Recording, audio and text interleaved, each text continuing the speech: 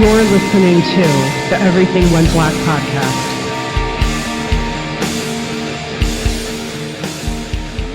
Welcome to this week's episode of the Everything Went Black podcast. And thank you for checking out a brand new episode of The Black Lodge, my collaboration with Brandon Legion of Horror Wolf 666, where we explore Twin Peaks in its entirety. Now, Brandon and I are members of an elite cabal of content creators known as the Horsemen of the Podcasting Apocalypse. Kicking things off every other Monday, we've got Horror Wolf 666, brought to you by Brandon Legion. Tuesday, we've got Into the Necrosphere, brought to you by Jackie Smith. Wednesday, we've got day one of a double shot of podcasts with Everything Went Black and Iblis Manifestations. Thursday is another double shot with the Necromaniacs Horror Podcast and day one of Soul Knocks. Friday, Spitball Media comes at you for an irreverent pop culture podcast. Saturday is a day off, but Sunday is day two of Soul Knocks, brought to you by Carl Hikara. If you're into this, I thank you for all the support. If you want to support the podcast further, you can join the Everything Went Black Patreon. For as little as $1 a month, you get access to bonus content.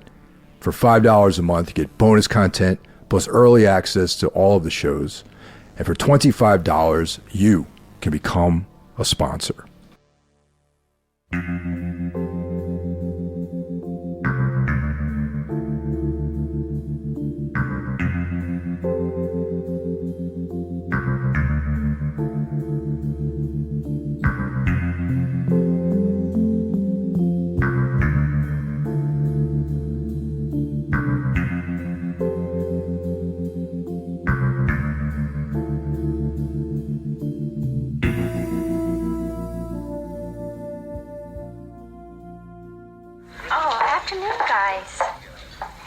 Some coffee. Afternoon, Shelley, yeah. Well, we should be on our way. Harry, I'm gonna let you in on a little secret. Every day, once a day, give yourself a present. Don't plan it, don't wait for it, just let it happen. It could be a new shirt at the men's store, a cat nap in your office chair, or 2 cups of good, hot, black coffee. This. A present. Like Christmas.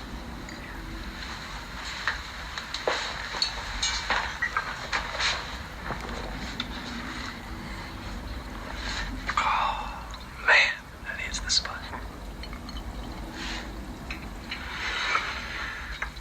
Nothing like a great cup of black coffee. Welcome back, Brandon. Good to have you back. We're staying on point with these Black Lodge episodes, which is really cool. Yeah, dude. Thanks for having me back, and it's always a pleasure. And yeah, we're definitely knocking these episodes out. We're getting pretty close to the end of season 1, and then we're on to season 2, which is a good bit longer. So I'm looking forward to that. Yeah, and then down the line, I'm really looking forward to talking about Firewalk with Me in season 3, and all this other more recent stuff that happened with Twin Peaks. Yeah, definitely, dude. I can't wait till we get into the books and the deeper lore and stuff like that. Yeah. So 2026 started off kind of weak, I felt, with respect to horror films. What I mean? Yeah, dude, totally agree. It's been a weak year so far, and I haven't seen anything that's rated a 9 in my book, I don't think. yeah. And like, especially in contrast to the last couple of years, which had some great movies. Yeah, last year was fucking awesome. And the year before that, and kind of the year before that. Like, everything's been pretty heavy with good movies. So I just hope that this year's starting off slow, because I know we got some shit coming up that looks pretty cool. So Is there anything specific that you think looks good? Because we're recording this at the tail end of May, so we're almost coming up with half the year. Well, my most anticipated movie of this year, and I know this won't let me down, and it's supposed to come out at the end of this year. And I think you know what this is going to Oh be. yeah, It's going to be Werewolf from Eggers. I mean, yeah. it's everything I love. I love fucking Eggers. I love werewolves, and this perfect guy to do a movie like this. And if this lets me down, I'm done with film in general. So you're packing up.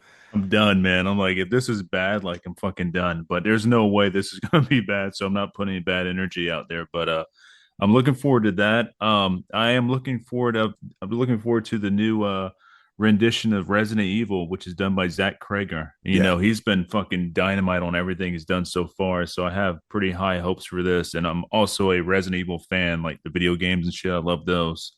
So looking forward to that. And that's supposed to come out this year. Terrifier 4 possibly is coming out this year. Not sure, maybe. So that's kind of like a question mark there. I know one thing I'm not looking forward to, which is coming out next year, is the Exorcist oh remake or man. whatever. I'm like, I know Flanagan's doing it, but Mhm. still, like, don't just do something different, man. Go pick a Stephen King short to adapt. He's got plenty to do, and he seems to do Stephen King really well. But don't fuck with the Exorcist. And Clayface looks pretty good from what I've seen. That looks interesting. Yeah, Clayface definitely looks interesting, and I'm a Batman fan, and any kind of Batman related stuff is always cool. And I used to really love the Marvel movies in the very beginning, but they really lost the plot. You know what I mean? Yeah, I'd rather watch the animated versions of the Marvel movies instead of like the live action ones. They just don't really do it for me. They're so like sugar coated, and I don't know. It's a lot. I don't. Yeah. Yeah, yeah. Oh, dude, I forgot to mention Hokum. That comes out May Yes, 1st. Hokum, yeah, yeah, that's yeah. definitely top tier list. Well, for me, I was kind of disappointed with Bone Temple, even though there was like we haven't covered it yet on Necromaniacs, but I know it's probably not going to rate very high. I thought there are things about Bone Temple that I really dug, but overall, now that some time's passed, I'm kind of like sour on it a little bit. Dude, I was about to bring that same thing up to you because I finally watched it last night, and I feel the same way. I'm like, man, and I've heard people saying Bone Temple was better than the one before that. I'm like, no, not at all. Like Yeah. this one's like maybe a 7 for me. Only like the coolest part in there was the whole like Iron Maiden dance sequence. I thought that was pretty fucking cool. But I don't know. It was lackluster. Well, the ending I thought was cool. Yeah, definitely. And it was like the thing I dug about the ending was like, what a way to go out, man. Under this fucking blackened sky with its flames around you. And Yeah. like I can't think of a more metal way to die, like hanging from an upside down cross.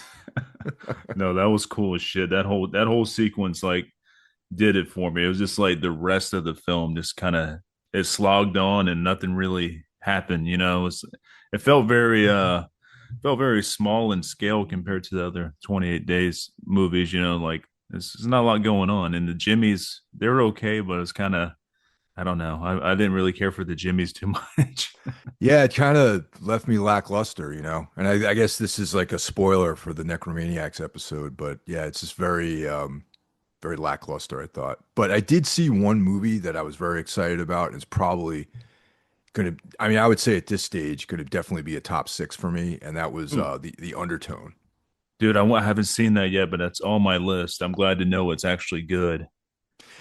It's exactly the kind of thing that it's all atmosphere, you know what I mean? And it's Mhm. like dialogue heavy and, very, very much just like conversation oriented, and there's like a lot of like audio cues and things. And it's legitimately scary too. And it's like, and it's about a podcaster. And it's funny because like there are definitely moments in there where I'm thinking about myself, like podcasting down here in my room, and it's like, what's behind me? Is someone lurking behind me? That's the kind of vibes it gives off. So it was like very effective. I watched it, alone at night with the lights out, and I didn't see it in the theater, unfortunately, but it was. I gave it a thumbs up, man. That's good to know, man. For I was speaking to somebody yesterday, a friend of mine, and we're talking about it, and she dug it as well, but she wants to do like a rewatch of it to really let it sink into her. But I've Yeah. heard a lot of good things about this one, and especially us being podcasters too. Like you said, the unknown. When you really get into a podcast, you got your headphones on, you're not really paying attention to things around you. Like sometimes I'm like, is there going to be like a hand that's reaching on my shoulder or something like that? I Yeah. might have to go No. for my knife. Like what's going on? You know? Yeah, totally. Of course, Hokum looks great. That's definitely something that's I'm really excited about. I was really into Oddity as well as Caveat, and oddly enough, I'm looking forward to checking out Faces of Death too, which sounds like it could be very much a failure, but it might. I got kind of excited about it. I don't know. Yeah, it looks cool, and it's supposed to be like a kind of like a meta take on it. You know that the Faces of Death is actual a film that took place in this universe, and this I think serial killer is copying some of these scenes or whatever and kind of making them reality. See, that's what piqued my interest. Is that it's the sort of fourth wall version of it. Which I think is kind of cool. Um, Hmm. and then yeah, so that's definitely, and also the Backrooms movie, which is Dude, something that yeah, yeah, that yeah. looks really cool. Like that's that liminal horror kind of stuff. And recently I watched another web series called The Oldest View, which that same Kane Pixels guy did. Hmm. Have you checked that out? I have not. No. Look it up on YouTube. It's only on YouTube. It's like one of those analog horror things that Pixels is, kind of like one of the main dudes in that world. What's the name of it again? I'm putting in my notes. The Oldest View. Okay, got it. Yeah. And I find that whole scene very interesting because it's like primarily like young dudes, young kids, young people that weren't really alive during the 70s and 80s Hmm. that are focused on things that were part of like the kind of Gen X world, like malls and videotapes and things like that, VHS tapes, and just this old, recent past sort of world, this universe that these guys like to like exist inside of, and that's pretty much Backrooms has that vibe as well as this the Oldest View, which is literally takes place inside of a mall. Mm. So, but yeah,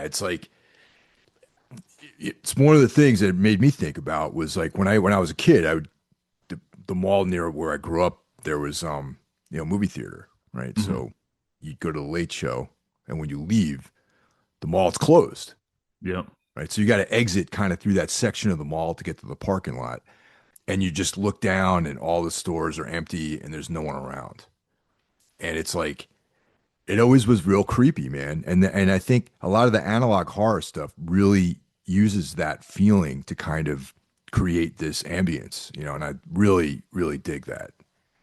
Dude, yeah, I'm all for this. I've been watching a lot of liminal horror YouTube stuff. Nothing, no like films in particular, it's like shorts and stuff like that. And there's a lot of shit too on there that combines that world with like synth and all that stuff. It's like Yeah. these supposedly relaxing videos, but they're like shot like in a '90s style, and it's so like I don't know, it hits something with me. It really hits my nostalgia button or something. And because these are some of the things I feared as a kid, like you said, these big giant open spaces when you're coming out of somewhere, everything's dead and there's nobody there. Like that's like even walking around to school at night when school's closed. Like the thoughts that go in your head and stuff. And I'm all for all this like new liminal horror stuff that's coming out. This is totally things I dream about now. And like also when I saw Skinamarink in the theater, and Hmm. there was literally one other person there. And so when I left, right, it's like this theater is like in a mall, and but you can exit directly into the parking lot. Okay, so when I left Skinamarink, the theater, the other dude that was there was asleep, so he didn't leave when I left. Right, Hmm. so I walk out by Hmm. myself, completely empty parking lot, like like an elevated like parking structure. When you exit, you're on the third floor of this parking structure.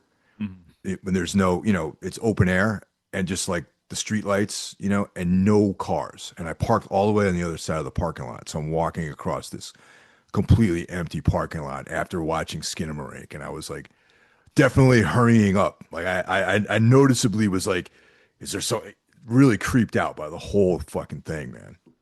That dude, that's like the perfect scenario. It's kind of like this whole backrooms thing, this this kind of liminal horror, it's like it is like a back room to reality. It's like, Yeah. okay, reality is off right now. You're seeing what's going on behind the scenes. And I find that like so like weird and scary. Like you're behind you're seeing everything turned off. Like the animatronics are off, the people are off. This is what's really there. And it's nothingness and silence and darkness. And yeah, it Yeah. really fascinates me. Yeah, so there's like interesting stuff going on in horror, and I'm really excited to see how a lot of this analog stuff, how it manifests. Like what I mean, there's going to be a film based on this stuff, so I feel like that those elements are pretty useful in storytelling. Agreed. And I will still say that the film I saw, the TV Glow, still like captures so much of Yeah. that for me. Like, god damn, that movie's good. The soundtrack is good. Like it really hits on all those like liminal horror marks and stuff for me. I fucking love that film. I always recommend that to everybody. I'm like, you gotta see. I saw the TV Glow. It's just really good. Yeah, I keep forgetting to check that out, man. I gotta put that on the top of my list. Man, it hits me, especially being a 90s kid. I was born in the 80s, but like the 90s were my time to shine. And dude, it just hits on all those marks. It's crazy what that movie does to me. I've seen it like three or four times. Yeah, it's a powerful movie. Right on, man. So let's get into some Twin Peaks, man. So Oh yeah. we're right now it's season one, episode 7, the realization time rather. So as you guys know, Twin Peaks was created by David Lynch and Mark Frost. Premiered on ABC and ran from 1990 to 1992. Then it was resurrected in 2017 for Showtime. So yeah, this episode, Realization Time, aired May 17th, 1990. Crazy. Yes, that's the year some of these Kane Pixels might have been born before, Right. after this 1990. So yeah, crazy. Mhm. So if you guys remember, the last episode left off with Cooper returning to his room at the Great Northern, only to find a naked Audrey in his bed, urging him, "Don't make me leave." So Yeah, that's a hell of a proposition. yeah. Like Jesus Christ, yeah. So this episode kicks off with a pretty cool shot of a half moon, and we got a very liminal shot of the Great Northern and that sick like waterfall that they have outside. And then we rejoin Cooper and Audrey in his room. And, of course, Cooper, the gentleman, let's all remember, Audrey is a high school girl. Yeah. Cooper's probably like 28, maybe, Mhm. So that's definitely like off limits to him. Yeah, good move for Cooper. I was happy to see that he resisted that because that's totally not cool. You Yeah, know? man. Yeah, And, yeah, yeah. and he also says that he reminds her that, Audrey, you're a high school girl. And then he makes this one statement, which he's like, what I want and what I need are two different things. Yeah, he played it off pretty cool. I give him that, you know. Yeah. Yeah. So Audrey, with all this stuff going on, all this police investigation, seeing her father in a different light, possibly, she is definitely and also being a young person at that age too, she's going through a lot of like turmoil. Hmm. So Cooper tells her that, really what she needs now is a friend instead of what she thinks she needs, you know. So and very, very cool of him, And he's like, I want you to tell me all your troubles. We'll get a couple of malteds and some fries, and you can tell me all your troubles, So And old then, school 50s and that, I like the love way it, that goes man. down. Yeah. Yeah. And then she's like, I can't tell you all of my secrets, And he's like, Laura had a lot of secrets. So of course we all know that Laura had a lot of secrets. Oh yeah. Yeah. So that was a cool scene. It was, man. And like I said, he made the right decision there and yeah, for the better. And also before we get too far ahead, I wanted to talk a little bit about that opening shot with the moon and stuff. That Mhm. dude, yeah, that totally captures the whole mood for this episode. Being that this episode is really on the darker side of things. Yeah. And I actually got a chance to see that waterfall in person a few years ago when we were out on tour, and we drove through that area and we checked out all the Twin Peaks sites. Like we checked out that waterfall, and then we went to the Double R Diner and all that stuff. Yeah, dude, that's super killer. One day I'm gonna get out that way. I've never Oh yeah, been that on that side of the United States before, but one day. yeah, man. So we cut to the station, and Deputy Andy walks in, and this is also another kind of key scene, just with the Lucy and Andy drama that's building up here. Um, Lucy is very formal with Andy, and he's kind of put off by it, and he doesn't know what the problem is. So, you know, Hmm. and then she gets a private phone call, and it's very serious news. It looks like she's getting. Yeah, and which we will find out about a little bit later. But yeah, definitely some serious news coming in. Yeah. Yeah. So Cooper shows up. He also comments on how Lucy would, I heard you're out sick, and so this is creating a little bit of a backstory here with Lucy, Andy, and we'll get to all that stuff. Hmm. So now we're getting into the story with Waldo. What kind of bird is that again? It's like it's the parrot, right, or something. It's a minor bird, I believe. Okay, yeah, all right. So we got Truman and Hayward. They're checking out Waldo, who we recovered last episode, and Hayward indicates that Waldo will be able to mimic human voices, and you know, s- re- like repeat things that happen. But right now he's stressed out, he's dehydrated, he's hungry, so he's clamming up, so he's not quite ready to say anything. Yeah, so they got like a fruit lineup for him instead of a donut lineup for the guys. They got a fruit lineup for him. Yeah. And what's funny, Hayward asked Cooper, is like, "Would you want to feed Waldo?" And he's like, "I don't like birds."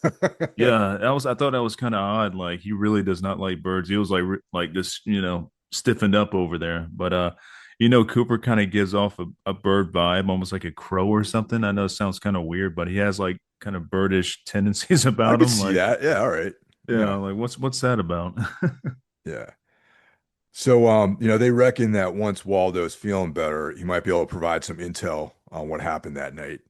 So, Hawk comes in with a forensics report, um, and he confirms Jacques Renault had three guests: Mhm. Ronette, Laura, and Leo Johnson. So Oh, the plot thickens around Leo. oh, Leo, I got something to say about him when we get further down in this episode. Yeah. Um, so they put like a voice activated recording device, like a tape recorder with Leo. I'm not with Leo, with Waldo. And Mhm. he's recovering in this room, the conference room. Hopefully, they get some information out of him. And Waldo's voice is done by Cheryl Lee, which is probably obvious when the recording thing happens. But she did the voice, so I thought that was kind of cool. Yeah. So they think that this is that One-Eyed Jacks is rife for a visit, because they found a One-Eyed Jacks casino chip, out there at that hotel room, and that Jacques Renault is a dealer at One-Eyed Jacks. Hmm. So now it's like they're tightening the noose around One-Eyed Jacks, and sort of their involvement in the death of Laura Palmer and the people involved in that. Yeah, one thing about Jock, this is just a weird thing, but he was also in an episode of Seinfeld playing the cable man that was chasing down Kramer. And that's all I ever see when they show Jock. I think of him in the cable uniform. Like, there's that Seinfeld crossover again. And, like, there's a lot in here, but especially that one there, just him chasing Kramer down in the cable outfits. Yeah, Hilarious. I like Seinfeld, but you're like an aficionado with Seinfeld, are you? I would think so. I've seen it so many fucking times. Yeah, Yeah, dude. yeah, No. yeah, yeah. Yeah. I mean, I love Seinfeld. I love Larry David's shows too, man. Like Curb Your Enthusiasm is fucking brilliant, man. Oh, dude, it is. But the crossover with like Twin Peaks and Seinfeld, with like different actors who are in both, shows is pretty crazy, and it happens a lot. At least one episode has one Seinfeld person in it, so pretty cool. I always trip out on the fact that Jacques Renault is French speaking, because, in on the West Coast, that part of Canada is not that's not the French speaking part of Canada. You know what I mean? Like Quebec is like where the French Canadians chill. Mm. But whatever. Just like I always found that funny. Yeah, it's kind of almost like a stereotypical thing, I guess. Maybe like Yeah, Jacques Renault has to speak, have French accent or whatever. But yeah, yeah. interesting. So Cooper thinks this is a good job. This infiltration of One-Eyed Jacks is a good job for the Bookhouse Boys. So I tend to agree with that assessment. Oh yeah, this is a perfect job for them. Yeah. So we cut over to the Johnson household outside, and Leo spies Bobby rolling up to his house, Hmm. and Leo's got his rifle out, and he's like sighting up Bobby there. Yeah, this is where I wanted to input my thing on Leo here. He does not know how to hold a fucking gun. This ain't the Really? first time I've seen him. Yeah, the way he's holding and shit, man, is just all lackluster. And yeah, he's not gonna be hitting nothing like that. Really? He's not leaning on anything with the rifle. He's just got it sitting there, like Huh. nah, Okay. yeah. See, I I don't used to have hunt I as a don't kid. I don't have any experience with rifles actually. See, I have a lot with like rifles and shotguns because I grew up hunting, even though I never actually killed anything except for birds. But anyways, I did have many years of hunting with my dad and stuff. So sighting and rifles, all that good stuff. But the way he's holding it there, he's not going to hit shit. He's just holding it all wrong. Yeah, the only experience I have is handguns, so I never really shot a rifle before. Yeah. But yeah, Leo's all wrong, but Leo's kind of a bird brain. So if you guys remember, Shelly shot Leo. So Bobby comes into the house and she tells Bobby all about how she shot up Leo, and now she's afraid for her life because most likely he's going to seek some kind of retribution against her. Hmm. And so she kind of brings him up to speed on all the stuff that happened in the last episode. Yep. And now Leo is out for revenge, big time. Yeah, and Bobby claims that Leo's history, and he's going to deal with Leo and James. Yeah, right. Yeah. Bobby couldn't deal with getting himself out of a wet paper bag, I don't think. Now, Leo also has what I'm assuming is a police scanner, and Lucy is kind of breaking a rule here, as far as like giving up intel on maybe not such a secure channel, because he hears Lucy talking on the air on the police net scanner that they have Waldo in custody and is potentially going to be a witness to what happened with the murder of Laura Palmer. Yeah, which sets up something pretty kind of hilarious, kind of fucked up. Yeah, there's like Yeah, it's kind of really, really funny. yeah, All right, so we cut over to James, and well we see Donna and Maddie first, and then James kind of floats into the picture, and they're listening to some phone messages to Dr. Jacoby that Laura left with him, and how she feels like she's going to dream, and it's very suggestive, and oh it's yeah, like it just really paints a picture as Jacoby is like this dirty old man, therapist getting his jollies with this like troubled high school girl. yeah, definitely. And this kind of like I said, really shows this like that. Those like recordings really tell you that he's definitely a pervert.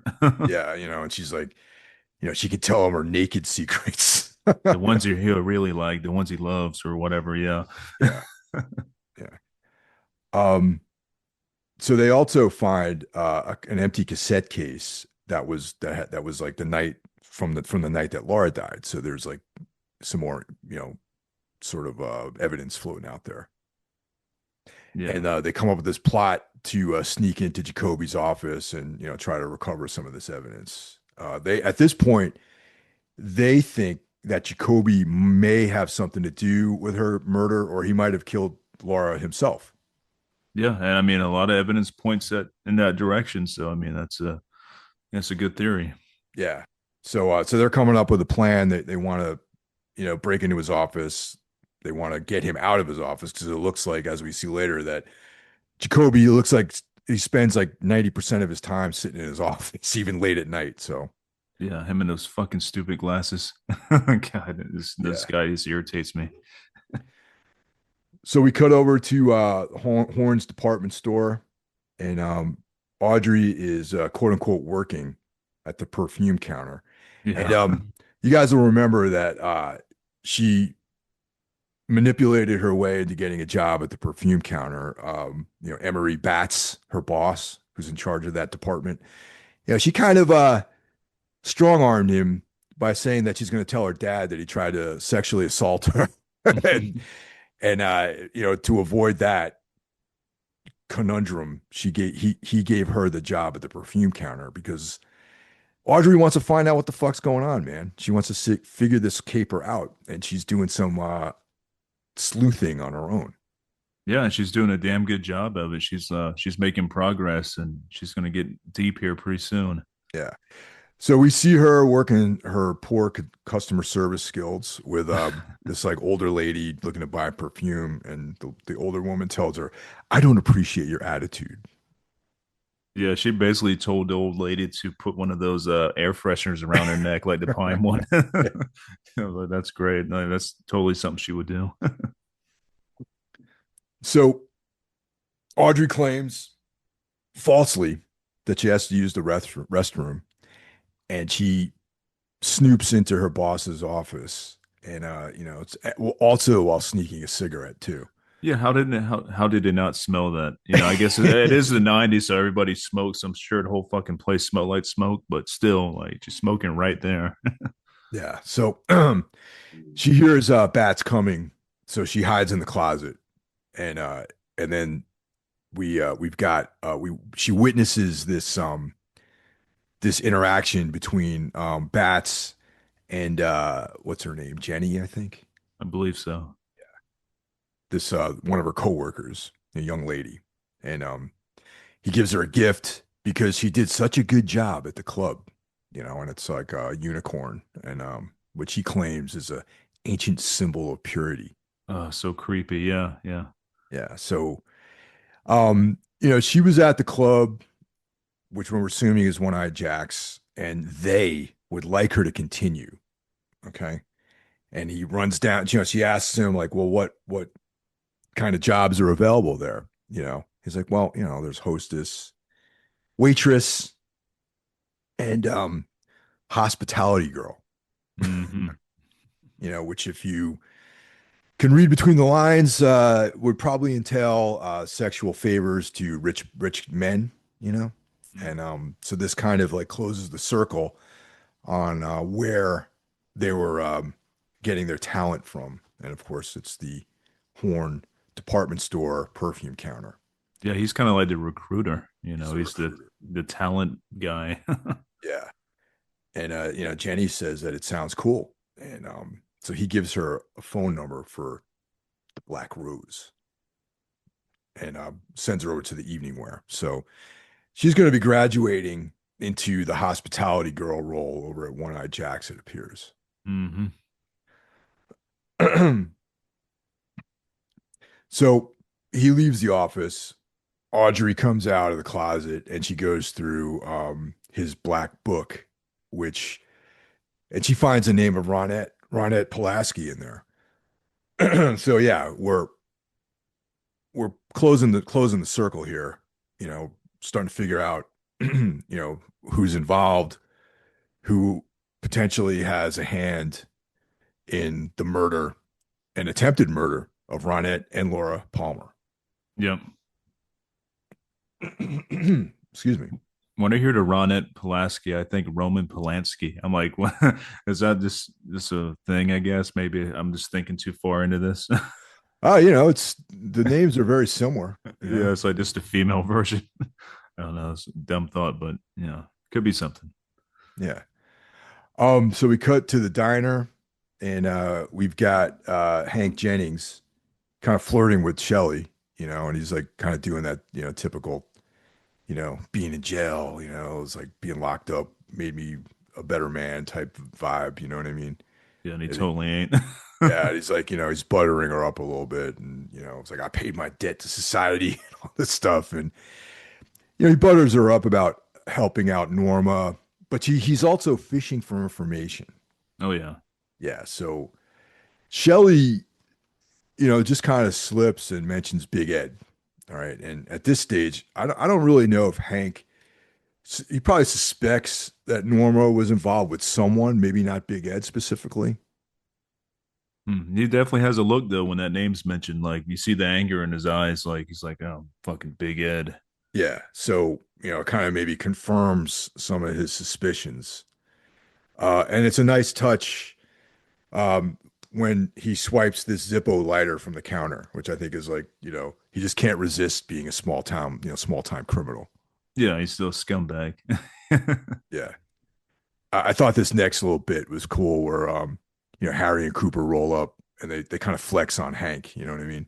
Yeah, They're kind of like making sure that he knows what his place in the pecking order is, and that it reminds him that he's got to see his parole case officer and, you know, it, they totally knock him down a notch. yeah. It's like, do you really think people change? That's like the question, Yeah, I ask myself that sometimes too with people. Like they do all these things, say they're a different person now, but really are they? Yeah. I don't know. I don't know. And there's an iconic scene here too, in my opinion, at Yes. least, where, they're, it's a work day. They're working, they're doing their job, but Cooper always makes time for a nice hot cup of black coffee, and Yes. it's like this shows up online a lot where there's like the scene where Cooper's like, do yourself a favor, give yourself a little gift. He orders 2 cups of good hot black coffee, you know, nothing like a great cup of black coffee. And he's And like, just yeah. be good to yourself. And that's the gift that goes around everywhere now. Like you see on all the social media things where he's like slipping the coffee over, like, you've seen that gift everywhere. And like the saying every day, once a day, give yourself a present. Like, I think that's cool as shit. I try to do that myself, even if it's like a fucking soda or something at lunch. But I keep that in mind all the time because of him. I mean, I think it's a great practice, man, because like days get pretty fucking intense, man, and sometimes you need to help yourself out. Yeah, treat yourself a bit and yeah, live by those words. So we cut back to Horns, and we got Audrey and Jenny are together, and Audrey asks Jenny for the number of Black Rose, Hmm. because she wants to, now that she knows what the deal is, she wants to infiltrate the scene up there. Um, so she gets the number, and you can imagine what she does here, and that builds up to another very uncomfortable scene that's coming down the line with Yeah. Audrey. Yeah. Yeah. We cut over to Big Ed and Nadine's house. She's watching Invitation to Love, which Yeah, is, God. I wonder if there's actually, if someone actually made a full episode of that soap opera. I wondered the same thing too. We have to do some YouTube research on that, or do some googling. I bet there's something out there that exists, like a full episode, possibly. Yeah. Yeah. So Big Ed comes home, and Nadine is depressed because her patent for her drape runners got rejected, and she's kind of eating her feelings away with some bonbons. Yeah, some Peggy Bundy type stuff going on there. Oh yeah, dude. And so Ed is actually encouraging to her, and that's kind of the thing, the relationship with Ed and Nadine. It's like, yeah, Ed is cheating on his wife, but you also get this sense that they kind of they got married too early, Hmm. and wasn't Ed in love with Norma even back in high school? Yeah, yeah, that was the whole thing. Especially when we get to the book aspect, they give it a little bit more on that. But yeah, they were in love, and then Nadine, some things kind of happened, and I think they had felt bad for her and stuff, and he felt like he was compelled to go ahead and marry her because of the situation that happened, and he kind of got stuck there. And he's kind of like a noble dude, even though he is technically cheating, but he's kind of noble in a way. Yeah, it's like a complicated situation, it's not black and white, No, I mean, definitely don't recommend cheating on your wife, but like, no, there's it. I guess in some ways too, like that getting married too young is like was common for that generation. yeah, Yeah, definitely. yeah. Um, so we cut back to Pete's cabin, and Truman's there checking out Pete's fish trophy, which Yeah. the level of detail that he goes into about that is kind of funny about how it looked bigger and. Yeah, he loves his fish. I tell you, Like that's his whole thing. That's his whole character. It's fishing pretty much. So, Yeah. yeah. Um, so Josie comes in, and just a reminder that this Twin Peaks is filled with love triangles and all sorts of escapades with people. So Josie and Truman have a thing going on too. Okay. Hmm. And so they kiss, but Truman's a little standoffish, right? And because Hawk saw Josie at the hotel from last episode, Hmm. right? And he's like, what the hell are you doing there? And so Josie's reasoning is that she was trying to validate that Ben Horn and Catherine were having an affair. So she took some pictures, um, just to kind of prove that they were in cahoots together. Mm. And she tells Truman that she overheard Catherine, talking about a potential fire or something that's going to happen at the mill. Like there's going to be a fire, and that's kind of like the other subplot here is what's going to go on with the mill, and Josie's involvement and the Martell, fucking caper. You know what I mean? Yeah, there's a lot going on here. Yeah. Um. So we cut back to the Great Northern. Cooper's wearing a tux. This is actually pretty awesome. Yeah, it is. Yeah. Um. So Truman and Big Ed show up, and now Big Ed he's one of the Bookhouse boys. Yep.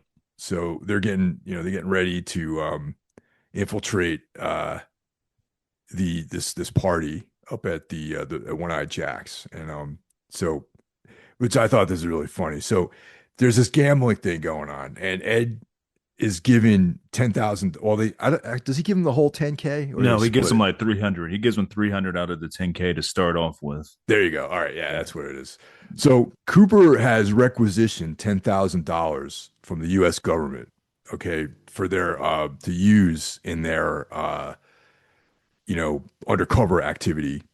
And then Cooper says he likes to always give back 10 to 14% return whenever he borrows money from the government. so Yeah. so he's encouraging these guys to gamble and hopefully make some money on it too. Yeah. He's very happy about it. I think he likes gambling. Yeah. Um, so Truman he sort of confides in Cooper that he's worried about Josie, and this whole Horn, you know, drama that's going on. And Cooper asks him, and this is like some foreshadowing, it's like, what do you really know about Josie? It's like, how well do you know her? Like, do you know her backstory? Like that sort of thing, which Truman probably does not know obviously doesn't know all the details. Yeah, definitely, Don. It seems pretty oblivious to like her, her before life, before he met her there and all that stuff. He just knows.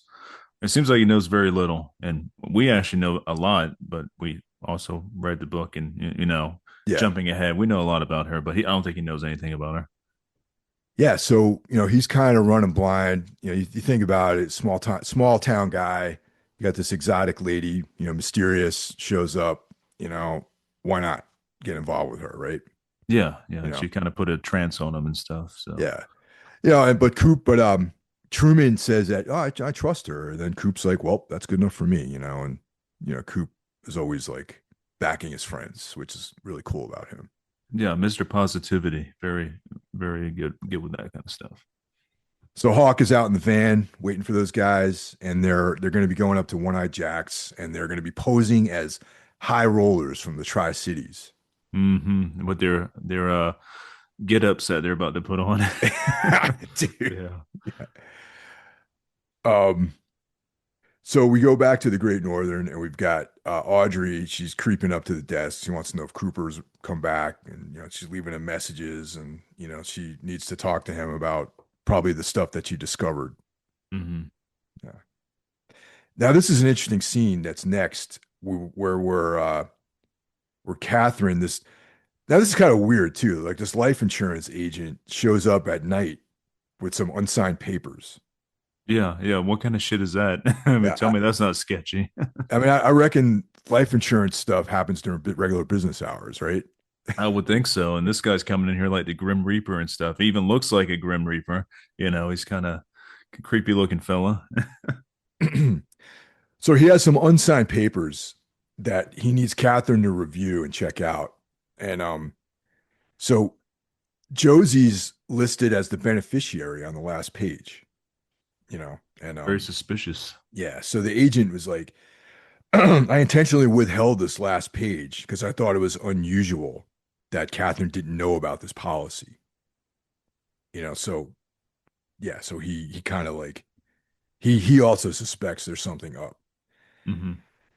So Catherine's like, I think I need to talk to there's a couple things. Well, she kind of lies and says, oh, there's some items on here that I wanted my attorney to add that weren't picked up, and I want to talk to him about it. And the insurance agent kind of puts it out there that, is if there's anything I can do to help, you just have to ask, kind of putting it out there that if there's something outside the bounds of the law that you need me to take care of, I'm your man. Yeah, yeah, he definitely hinted at that. And there's like he said something that wasn't really picked up. He mouthed something to her, the insurance guy, which Yeah, is yeah, yeah, like interesting. yeah. So, Audrey slips a note under Cooper's door. We don't, at this stage, not really sure what that is. And then we see our bookhouse boy contingent getting ready to infiltrate, putting on their disguises and getting their wires together to go up to the to One-Eyed Jacks to do their recon there. And Big Ed's got the best. He's got this like curly wig with like a fake mustache. Dude, he's totally got like a 70s porn star thing going on. And he's got like this kind of Western shirt on with a bolo tie. And it's fucking slick, man. And Cooper's wearing like a tuxedo. So The bolo ties are interesting. I just want to deviate just a second, but I recently went and saw Acid Bath like last weekend now or weekend before last. Maybe oh I yeah, I saw saw you Acid Bath. post about that, man. Dude, there was like a couple there and they were standing by me. They both had like matching bolo ties on and total like Twin Peaks feel to them. They're so out of place, but they're fucking not. You know what I mean? They're Yeah. like headbanging and shit, taking pictures like, and like bolo ties, interesting. But I just thought, and seeing him, Big Ed in a bolo tie kind of brought that memory back to me. That must have been sick, that show, right? Oh, dude, it was awesome. I wasn't even an Acid Bath fan until after I saw him live. That's my wife's favorite band, but I'm a believer now. I'm like, okay, I see why you like him so much. You're fucking pretty awesome live. I dig this. Well, yeah, dude. It's like that. I always felt that band could have been massive, really. I remember when that record came out and I was like, yeah, this is like not really not 100% my cup of tea at the time, but I remember hearing it and just being like, this band's going to be fucking huge. You know what I mean? But, things didn't really Yeah, play out two for me. albums, fucking two albums. That's it. But dude, their fans are rabid. I mean, they have a lot of fans. Yeah, we got two members of Goat Horror in there. We got Yeah, Sammy Dewey on guitar, and we got Zach playing drums for them. So that's always good. that's a win in my book. Sammy's the Uh, man. I'm a huge fan of him. So oh hell yeah, man. Yeah, Sammy's fucking the man, yeah, definitely. Um, all right, so mustache, wig in place. Big Ed's getting ready to, do his thing. oh yeah, So we go back to the station and we kind of creep up on Waldo, and there's a nice shot of the donut display, which hmm sort of comes into prominence later on in this scene.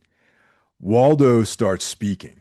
Okay, so obviously this is being picked up by the tape recorder, and he's saying Laura, right? hmm Then we hear a gunshot, and we see Leo running away. So yeah, basically, he murders Waldo, right? And there's a cool scene of like the blood splattering on the donuts, and yeah. it's like very giallo. There's this kind of like giallo vibe to the murder of Waldo.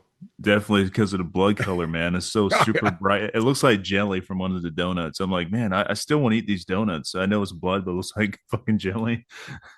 Yeah, so there's this like sick like Sergio Martino scene where Waldo gets murdered by Leo.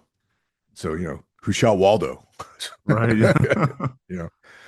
Um, but Leo, even though he assassinated Waldo, it was not in time for Waldo to spill the beans though, Yeah.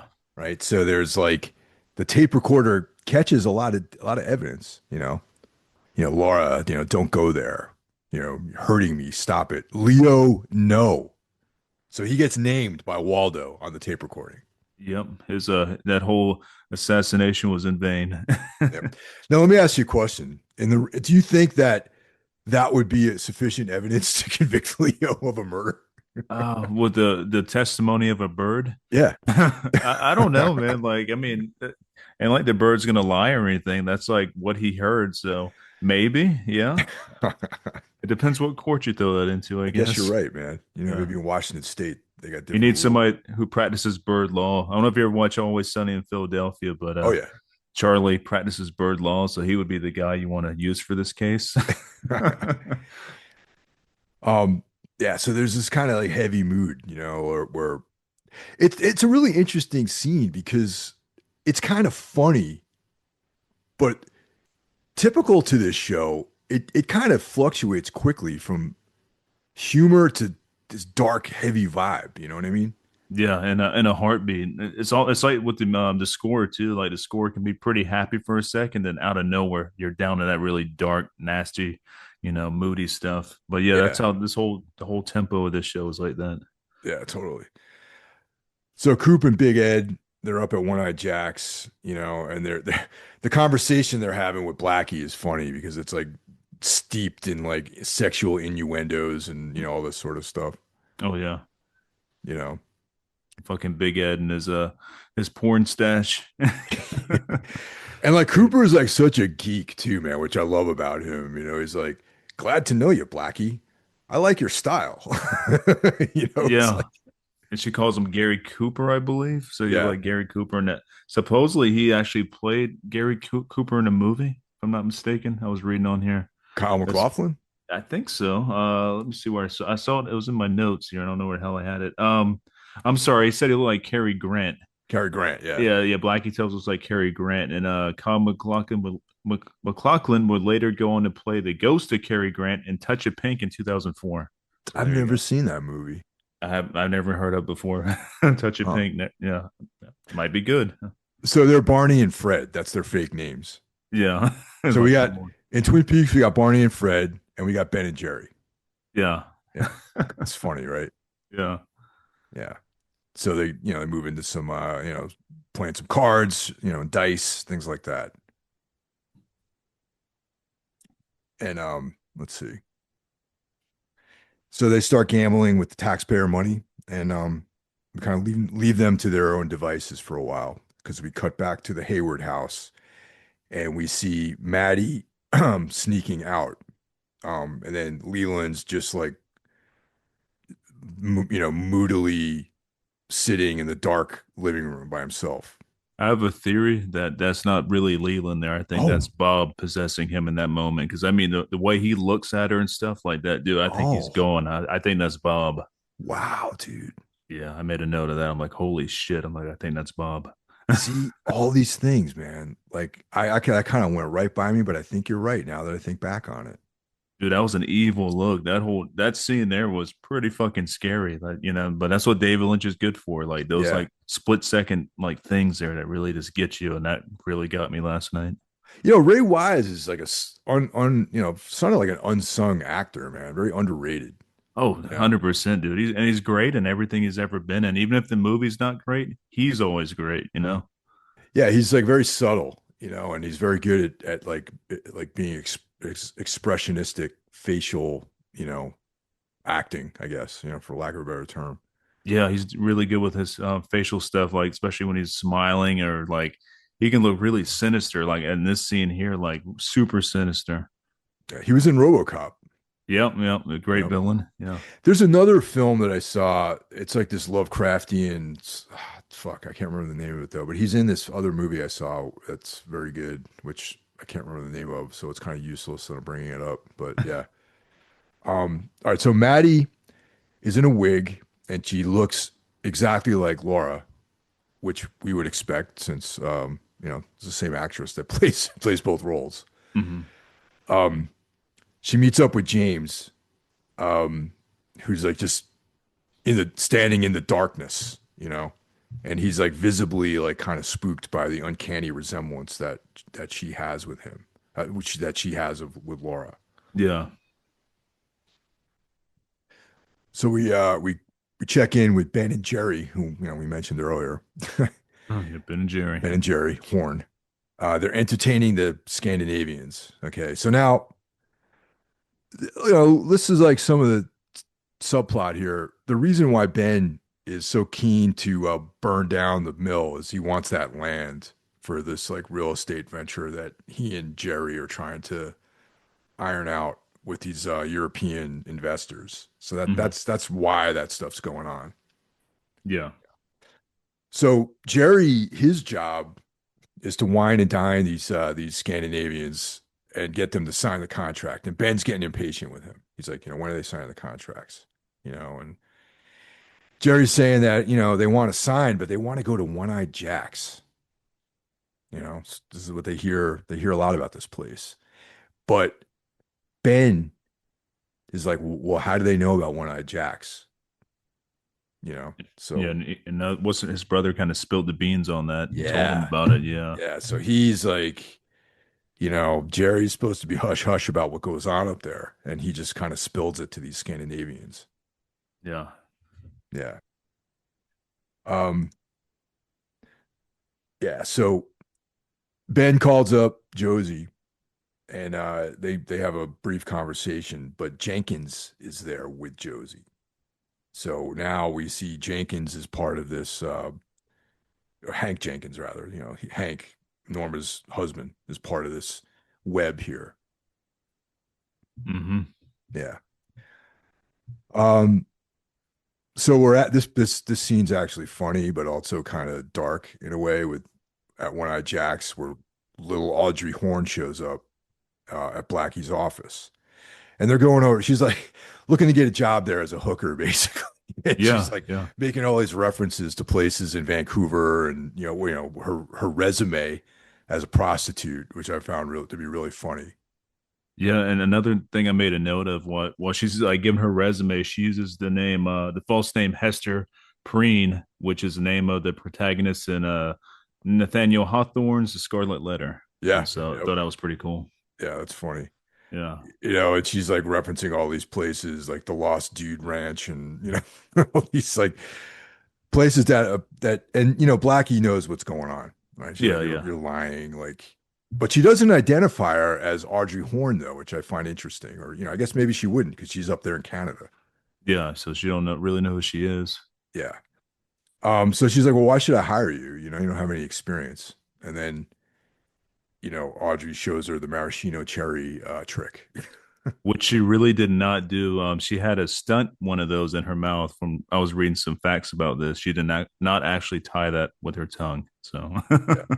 yeah. What the hell is a maraschino cherry anyway, man? I have no idea, but I know if you eat too many of them, they can like fucking fuck you up or something. Or no, I'm sorry, I think they can choke you or something. I don't know. I've always been told to stay away from those, and Are I'm they not a really big cherry person. cherries?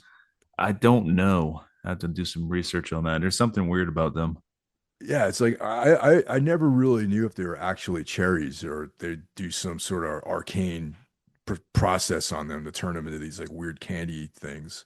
That's what I think they are. Yeah, and I think they come in martinis maybe or something. I have no idea. Yeah. So Blackie's impressed by her skill there with the tying the stem of the maraschino cherry into a knot with her tongue. So that I guess is all she needs to know about her. Yeah, here you go. Sign you up. Put your name on here. Yeah. And she's like, "Welcome to One-Eyed Jacks, Hester." Yeah. Uh, yeah, she's in a whole ton of shit right now. She just doesn't know it yet. Yeah, you get that sense that it's like this rabbit like going into a wolf den or something. Oh yeah, it definitely is, man. These are some of the worst of the worst people, that come to this joint and stuff. And yeah, she's in for a bad time. So we cut back to the casino. Hooper's killing it at blackjack. Big Ed is losing some money. And then at the table that Cooper's playing at, they change dealers, and Jacques Renault shows up.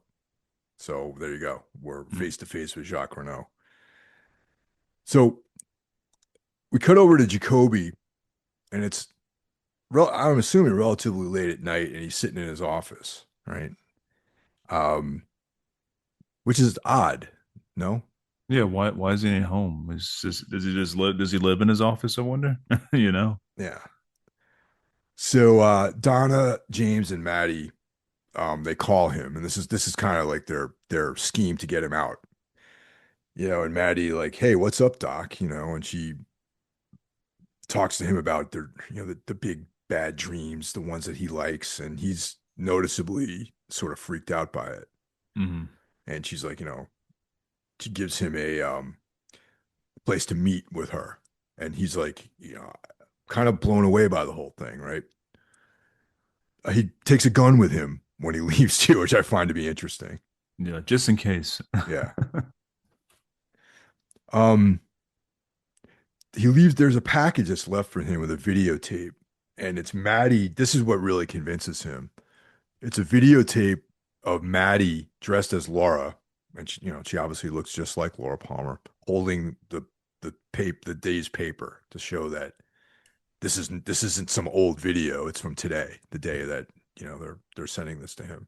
Yeah, he knows the gazebo too behind her. He's like, "Oh, the gazebo. I know where that's at." Yeah.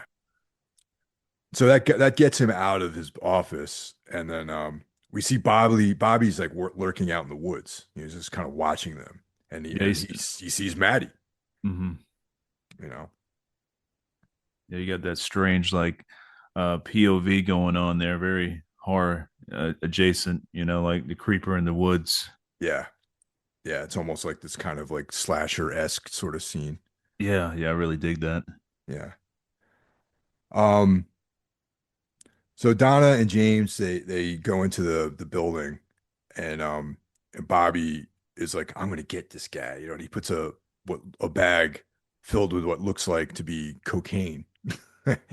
He stashes it in James's gas tank. Oh yeah. Yeah. And Maddie's waiting at the gazebo. And that's pretty much how everything kind of leaves off. Yeah, you think that was like since he was putting it in the gas tank, you think it was either cocaine or sugar? I know Well, people used to put sugar in a gas tank. I always thought that it would be sugar, but it looks Yeah. this time around, I'm like, I wonder if he's planting coke on him or something. Yeah, that's definitely a possibility. Yeah. So, yeah, the plot's thickening. We got the Bookhouse Boys, led by the FBI, up at One Eye Jack's, gathering Mhm. some evidence and intel. Audrey has placed herself in the wolf's den. The tiny little rabbit Audrey is in the wolf's lair right now, where all the evil happens, really, Yeah. Yeah. you know, the mill plot is thickening. Hmm. We got Hank Jennings is out of jail, and yeah, things are rolling along here with Twin Peaks. I don't know if you noticed, I can't remember what scene it was, just towards the end, but before Audrey left or whatever, there's like this Asian guy staying in the hotel and stuff. And that's kind of like, I'm pretty sure he's one of the guys tied to some things that are about to go down with, the whole, Yeah, yeah. that's right. I think it's when Audrey leaves the note under Cooper's door, she sees these two Asian dudes walking down the hall and go into her room. So yeah, okay, yeah, Yeah. that Yeah. also Things are happened. building up to a huge climax in the next episode. That's for sure. Yeah, yeah. So yeah, there you go. We're like moving right along, and yeah. So far, it's been great. I love watching this rewatching these episodes. Oh yeah, it never gets old. I'm always finding something new about it, and it just feels like a new experience every time. Even though I've seen these episodes a lot, but still something new every episode. Well, we just mentioned the whole thing with Leland. Like I never put that together until you mentioned it about how that's probably Bob. And they never really confirmed that, but you hit on something that was very, very, very cool about it. Yeah, I totally feel that was Bob there. And also talking about Ray Wise, we're talking about some of the films he's in. So this one here that he did called Digging Up the Marrow. I don't know if you ever Yeah. seen this one, but Adam Green directed it. Yep. And I did see dude, that. that movie's fucking awesome, man. It's like a kind of a found footage, almost like a type of a liminal horror before liminal horror was a thing, Yeah. dealing with like this like really creepy, like almost like creepy pasta shit, like these things that live down below the earth that come up at night and shit. Like, are they real or are they not? And this one kind of goes into that. And I really dug this movie, but you never hear nobody talking about it. No, that is a good movie. I saw that, like, I think when it came out a few years ago. Yeah, it came Um, out back in 2014, and I think I want to say Shutter had it at the time because Shutter had like Holliston on there, which was Adam Green's like kind of horror TV show that had Brock from Gore in it and stuff, huh. Brocky. So Dave like I don't know if Brockie. you ever seen that before. I But didn't see that. Holliston's cool. I saw Digging the Marrow on Shutter actually when it came out on Shutter, not Okay. when it came out in the theaters or when it was released. But yeah, Yeah, that's a good one. Like that, and I think the Lovecraftian one you're thinking of, I just had that pulled up too because you're the one that told me about this one, and I ended up checking it out. Well, shit, now it disappeared. I did have it pulled. I'm like, fuck. So yeah, I have to get back to you on that one again. Shit, what was it? What? Not Hol. There's Holliston there. Well, it disappeared. It was also in Fargo too, which I didn't realize that. So, yeah, AM 1200 is the that's it. Lovecrafty one. Yeah, yeah, Yeah, yeah, AM 1200. Yeah, that's something. I mean, we should fucking talk about that on Necromaniacs, man. That was a good movie. it was, and it's like a short too. It was only like 30 minutes, 39 minutes long, but yeah, very cool. I think that's why we didn't do it on Necromaniacs because it was a short film, and we generally just do feature films there. Right. Hmm. Yeah. Yeah, that's a good one. Y'all should just do a whole episode on Ray Weiss's work, like a tribute to him. Well, Jeff and I recorded an episode of Necromaniacs yesterday, and we keep bringing up all these actors, and we're like, man, we need to start like some kind of Hall of Fame, Necromaniacs Hall of Fame, and like, yeah, there's like certain dudes that we're just always we talk about them constantly, and we need to, somehow recognize them. Yeah, that would be really cool. I just got to figure out a fair way to do it. You know what I mean? Right. Yeah, without being too biased or anything like that. Yeah. Yeah. But then again, maybe it doesn't matter if you're biased or not. Yeah. I mean, like who you like and stuff. Fuck it. Ray Wise would definitely be on it, you know? Yeah, Ray Wise definitely, man. He's one of the best character actors ever. Yeah. Yeah. Oh, hell yeah. Yeah. Well, there you go, man. That's this month's Black Lodge, and we're barreling ahead. Yeah, dude. I'm having a fucking hell of a time doing these episodes. And yeah, I can't wait to get into season 2 soon. Because I really like season 2 a lot, but I like one a lot too. I'm trying to do, like which one I like more. I don't know because some people are season 1 people, some are season 2 people. It's Yeah. like I don't know. Well, there's definitely a lot of high points in season two. Yeah. Um, I prefer season one, but there are a lot of high points in season two, and season three ends strong. Yeah, that's what. And then I still have never seen season 3 because I want to watch Oh it clean because man, yeah, dude. I never watched it, man. Like All I right, so watched one this, and two over and over, Firewalk with Me, all that stuff, but 3 I've always like avoided, and I want to do it now while we, fresh while we dude. actually, yeah, I'm waiting. So when we get to season three, that's going to be interesting because it's going to be in real time for you. Yeah, I'm excited about that, man. Like, Wow, yeah, that's awesome, man. That's cool. Yeah. yeah. So I've held off. Right on, man. All right, everyone. Thanks for listening, man. And Brandon, once again, thanks for joining us this week. Hell yeah, man. Always a pleasure.